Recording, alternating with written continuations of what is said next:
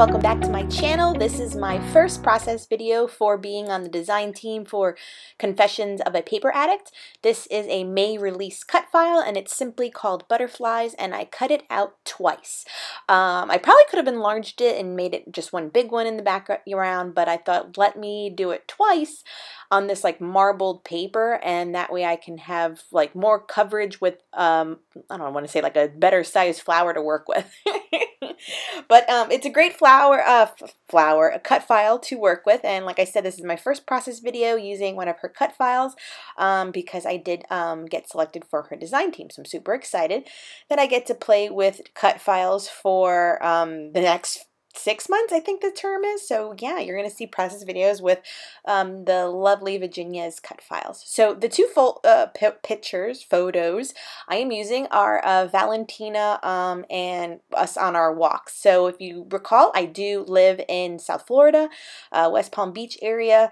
So it's sunny and summer already, or it's been, I should say. And in order to kind of get out of quarantine living, I take her stroller and I power walk over one of the many bridges over here towards the beaches. So it's like over the intercoastal, and I've picked it up recently for like the last 2 weeks. It's actually been very invigorating to get out, and I've gotten a nice little golden tan.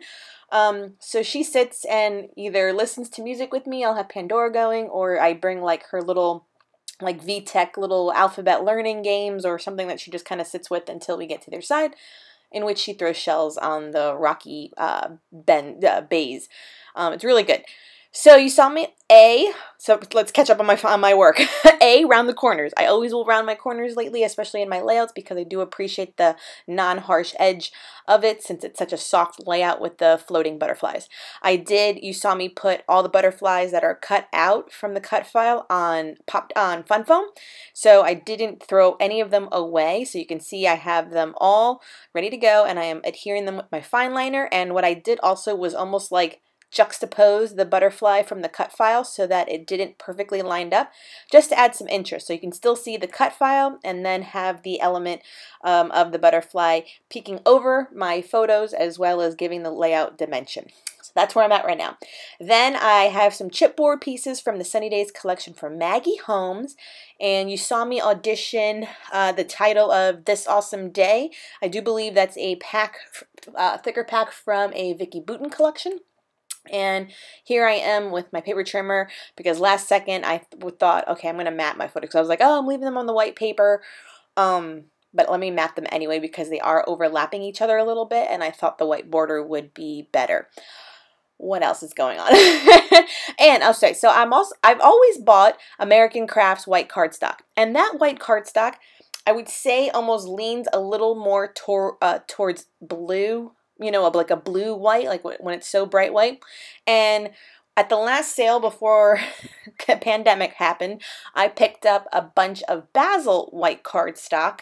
It was like $2 for 10 sheets or something like that. So I got like a few of them, and I still have a few left of American Crafts. And where I'm going with it is that I feel like their white cardstock pulls a little bit like cream colored / like, I hate to say it, but like slightly tinted yellow. Does anyone else feel this way?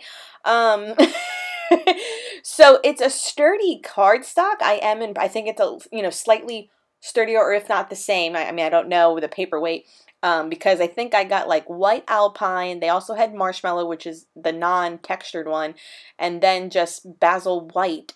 And I just feel when I laid them next to each other, like one pulls a little bit like yellow and one pulls a little bit like blue. But maybe I'm just losing my mind. So if I'm wrong in that, let me know in the comments below.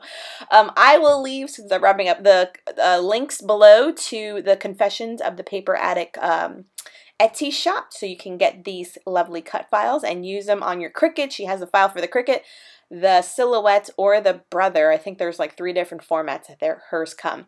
And what you should also do, if you haven't already, is join the lovely Facebook group. It's also called Confessions of a Paper Addict. It's a great group. You'll get tons of inspiration, because I do believe there are 9 of us ladies on the team.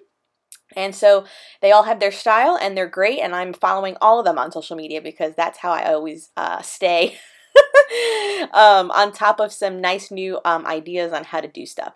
So some of the other stickers you've been seeing me use are all from the Maggie Home Sunny Days collection. I still have a few of the cardstock stickers left.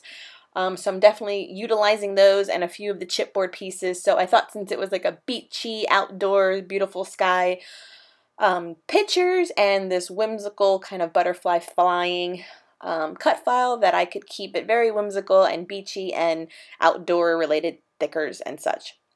And so these are, I think, from, not Bloom, but maybe Carousel as well. I have a lot of Maggie Home stuff. We all do. So, if you're new to my channel, welcome. Please subscribe. I do scrapbooking, art journaling, and haul videos here. Comment down below if you can about my question. Give this video a thumbs up. And until next time, everyone, bye.